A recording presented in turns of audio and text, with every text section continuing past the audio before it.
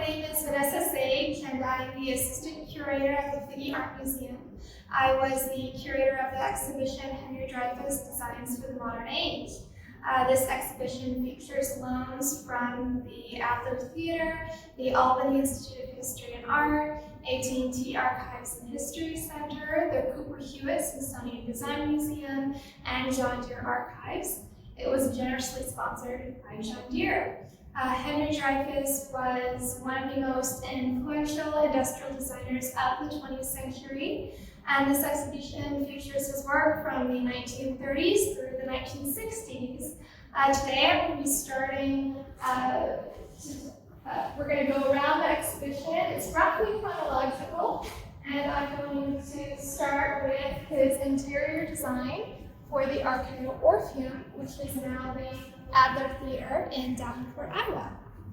Now, Henry Dreyfuss got his start in the theater. He designed theatrical sets on Broadway and was very successful at it for years.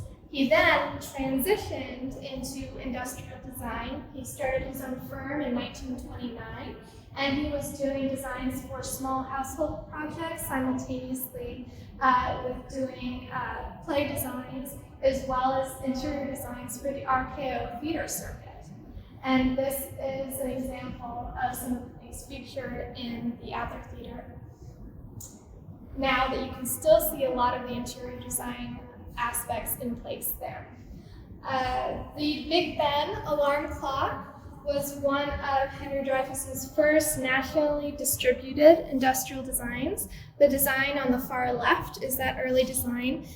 He streamlined it. It was bigger and heavier looking before, and he also added the golden circle and simplified the numbers. He would work with them for years afterwards and also designed those two examples from 1944 on the right. Now in 1938, he completed the holistic design. So he completed all of the interiors as well as designing this streamlined exterior sheath for the 20th century limited passenger train. This was actually exhibited at the 1939 World's Fair with the theme The World of Tomorrow. As I said, he designed everything from the, everything in the interiors, from the logo all the way to selecting the color palette. And he did this alongside other members of his design firm. The chimney monogram is seen even on the plates, if you look here in this wash rendering. Now, one of Henry Dreyfuss's longest lasting client relationships was with John Deere. He started working with them in 1937. In this case, we have the decal design as well as the logo designs over here for the John Deere tractor, which were created by Henry Dreyfuss and his firm.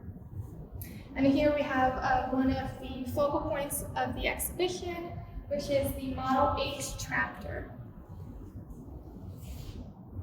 Of this Art Deco inspired nose and hood, clean lines. This looks very different than the versions of tractors that were put out beforehand. So it has this very modern look and modern styling. And as I said, Henry Dreyfuss would work with John Deere for decades. Even after he retired from his firm, he continued to work with them as a consultant. Now, one of the things that sets Dreyfuss apart from other industrial designers is instead of going for perhaps flashy designs that did not keep the usability of those items in mind, he started with people and started with designing for people as the starting point for his designs. On the far end of the exhibition, we have Joe and Josephine. Now, these are examples of how ergonomics figured into the designs of Henry Dreyfuss and his firm. Joe and Josephine are based on human measurements. So they are the average, or supposed to represent the average male and female in the United States during the time of their creation in the 1950s. And they help the team at Dreyfuss, as well as engineers and other industrial designers across the country and across the world, figure out how to design their objects with people in mind. That's how, our strength, the strength of our hands, how far we can reach, how high a chair should be in relation to a desk, and where the seat should be placed on a tractor, and how those things should be adjusted to design for people rather than start with the machine, starting with the person as that primary touch point. One of the other companies that he worked with for a long period of time was AT&T, or Bell Telephone Laboratories. And the Model 500 telephone, you can see here the 8 colors that debuted in the mid-1950s. And these are marketed as you could pick the phone to match the interior of your home. In addition to the different colors, which were introduced a little bit later, the design itself, the Model 500 telephone design, features this G-type handset, which rests easily between the shoulder and the cheek.